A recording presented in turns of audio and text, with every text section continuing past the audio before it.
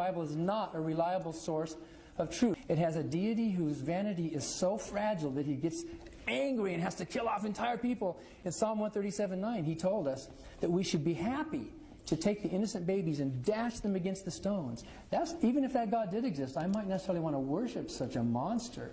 I might ask him to confess his sins to me.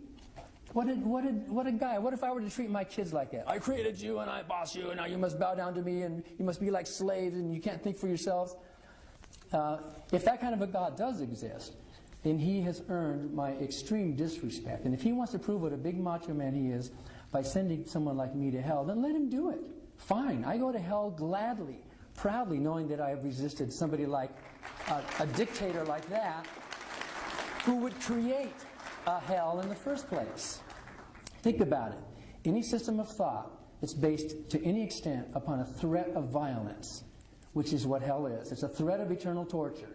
Any system of thought that has that thought in it, that scares the mind of children who go to bed at night wondering if they're going to go to hell, it is a morally bankrupt system. You should not be proud to hold that Bible under your arm. It is morally bankrupt, and you're better than that. This entire dialogue that the gentleman just spoke on is hard for Christians to believe, for Christians to understand why non-believers or those who have walked away from this church, from this religion, from this so-called relationship, they can't understand why we've walked away. But what they heard there is something that they will try to pacify themselves by making excuses. One of the primary excuses that I hear about when God destroyed the entire world through this flood is that the people were wicked, the people were evil.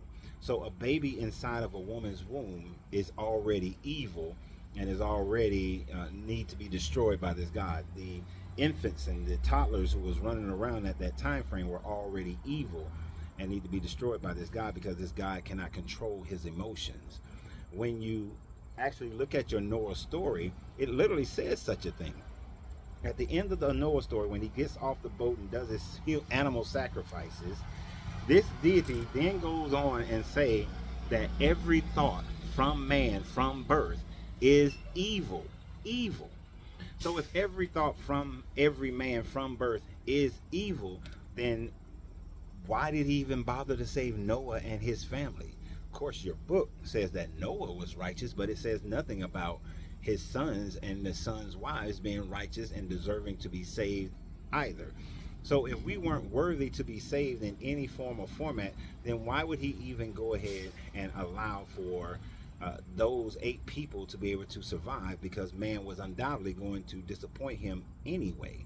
And as far as rather bashing your baby's heads against rocks, that is one of the most evil personifications of a deity that I can imagine. But yet people are going to say because of their disobedience to God, because they didn't want to worship this God, that would have been better for them to do than to allow that baby to continue to exist in this fallen world.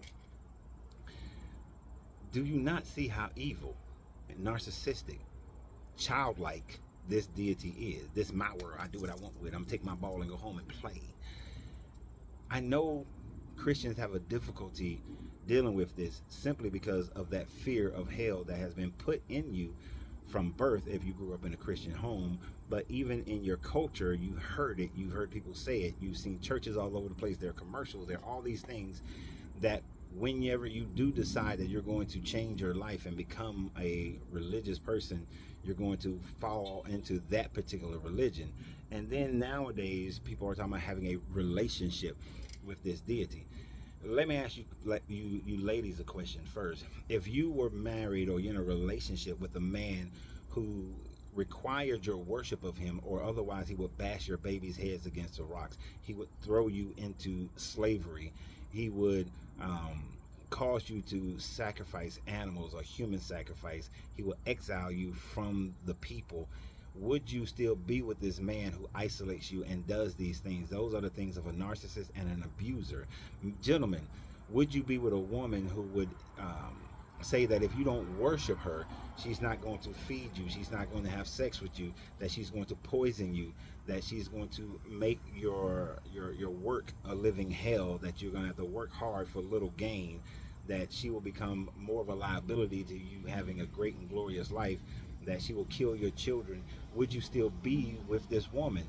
I know what your answer is. Of course not. You wouldn't be with this woman. But I know what your secondary answer is that as men, why you are thinking in the mindset of a man and not thinking of God. God is bigger. God has a bigger plan, a bigger picture, and God knows things that we don't know. But for the things that we do know about this deity, we recognize that we are more moral today than people in our past, and we are actually more moral today than this deity to which y'all worship. So I'm just asking the question of your own morality. If you took out hell, and would you look at this God as a good God, or would you look at this God for the evil personification of man that it really is? So y'all have a great day, and remember always, you got to free yourself to be yourself, because your greatness is non-negotiable. Good journey, good vibrations.